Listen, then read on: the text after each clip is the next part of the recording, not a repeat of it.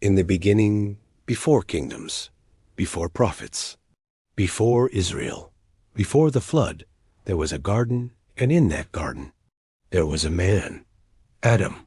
But here is the question that has echoed through centuries of whispers, rabbinic texts, mystic traditions, and forbidden folklore. Was Eve truly the first woman? Or did Adam have another wife?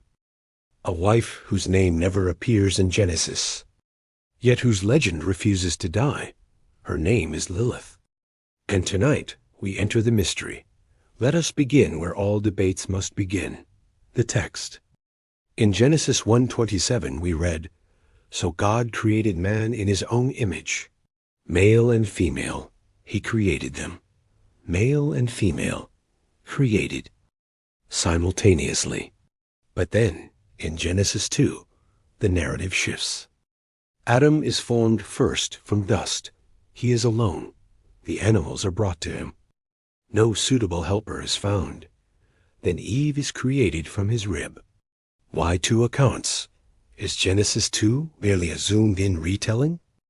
Or is it describing a second creation?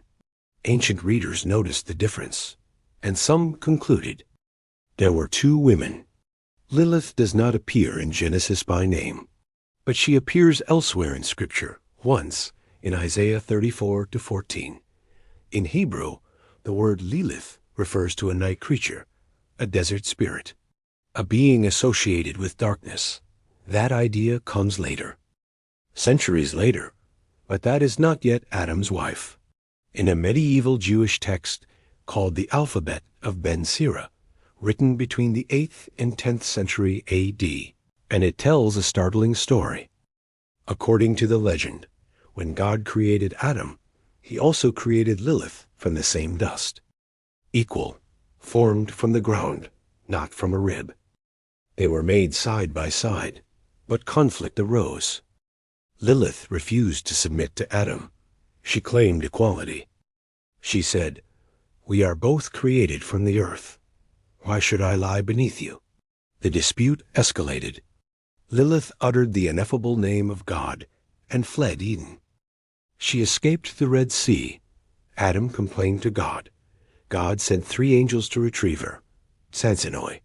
Senoi and Samangeloth they found her, but she refused to return. She chose exile, and in some versions, she became a demoness, a destroyer of children, a seductress of men, a night spirit, and Eve was then created from Adam's rib, derived, different, submissive. But here is the crucial question. Is this theology or folklore? Let us be precise. Lilith as Adam's wife, not found in Torah, not in the prophets, not in the New Testament. The Ben Sira text is medieval. It is satire, possibly even parody. There is no Second Temple Jewish source describing Lilith as Adam's wife. The Dead Sea Scrolls? No such account. The Mishnah? Silent. The Talmud? Mentions Lilith as a demon, not a wife. So historically speaking, the Adam-Lilith marriage is not biblical canon. It is post-biblical mythology. We must ask, why would such a narrative develop? Several possible reasons. 1. Explaining Genesis 1 and 2. Ancient interpreters struggled with the dual creation accounts.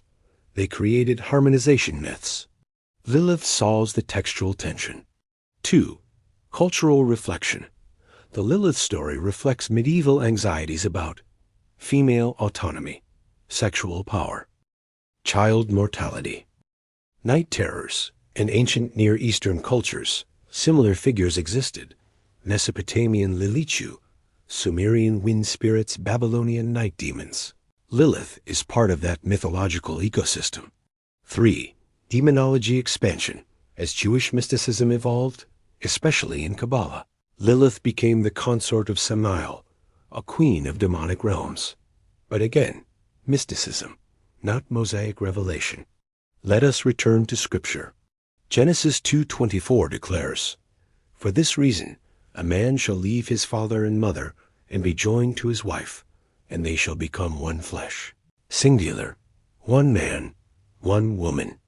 Jesus affirms this in Matthew 19. Paul affirms it in Romans 5. Adam gives Eve. Not Adam gives, Lilith gives Eve. The theological structure of redemption depends on Eve as mother of all living. There is no theological space for a prior wife. If Adam had another wife, was she fallen? Did she bear children? Are there pre-Edenic offspring? Did she sin? This would fracture biblical anthropology. Original sin theology collapses. Covenantal lineage becomes unstable. The seed of the woman in Genesis 3:15 must trace through Eve. The entire messianic arc depends on her. Lilith disrupts that structure. Despite lacking biblical foundation, Lilith thrives today. She appears in feminist reinterpretations, occult traditions, Gothic literature, television, and film. Why?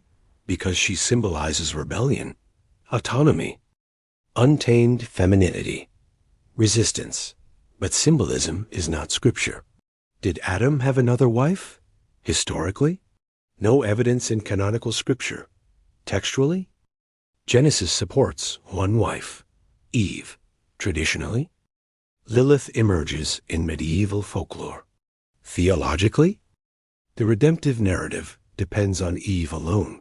So the answer is, Adam did not have another wife, according to the Bible.